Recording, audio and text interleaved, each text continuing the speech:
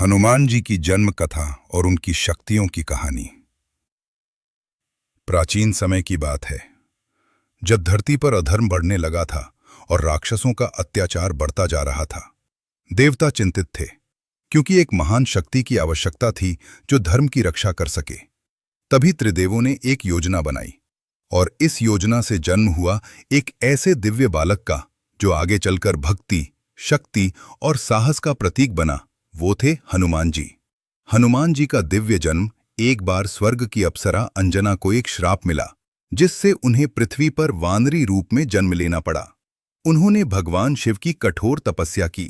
उनकी भक्ति से प्रसन्न होकर भगवान शिव ने उन्हें वरदान दिया कि वे उनके अंश से एक दिव्य पुत्र को जन्म देंगी।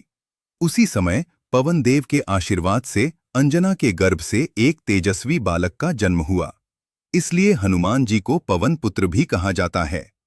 बाल्यकाल में हनुमान जी बहुत ही चंचल और शक्तिशाली थे।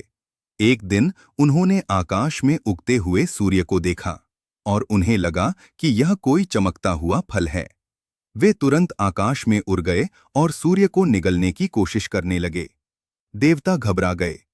तब इंद्रदेव ने अपने वज्र से हनुमान जी पर प्रहार किया। उस प्रहार से हनुमान जी गिर पड़े और उनका जबड़ा घायल हो गया।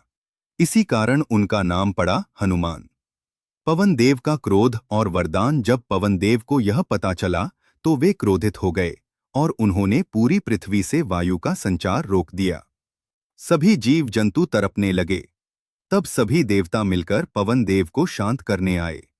उन्होंने हनुमान जी को अनेक दिव्य शक्तियां दीं।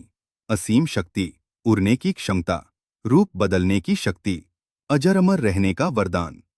हनुमान जी अपनी शक्तियां भूल जाते हैं। बालपन में शरारतों के कारण ऋषियों ने हनुमान जी को श्राप दिया कि वे अपनी शक्तियों को भूल जाएंगे और केवल किसी के याद दिलाने पर ही उन्हें अपनी शक्ति का ज्ञान होगा। श्री राम से मिलन। समय बीता और एक दिन हनुमान जी की मुलाकात हुई भगवान राम से। राम जी की सेवा में आते ही हनुमान जी को अपने जीवन का उद्देश्य मिल गया।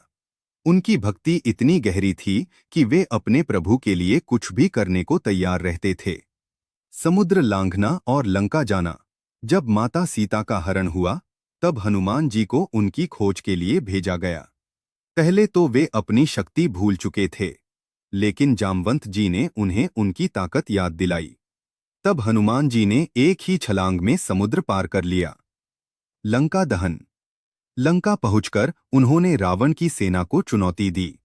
रावण ने उनकी पूंछ में आग लगवा दी, लेकिन हनुमान जी ने उसी आग से पूरी लंका को जला दिया। संजीवनी बूटी लाना। युद्ध के दौरान जब लक्ष्मण जी मूर्छित हो गए तब हनुमान जी को संजीवनी बूटी लाने भेजा गया। वे पूरे पर्वत को ही उठाकर ले आए। यह उनकी अपार शक्ति और बुद्धिमत्ता का प्रमाण है। निष्कर्ष।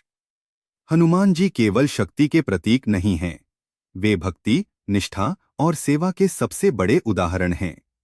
उनसे हमें सीख मिलती है, अपने गुरु और भगवान पर विश्वास रखो, अपनी शक्ति को पहचानो और हमेशा धर्म के मार्ग पर चलो।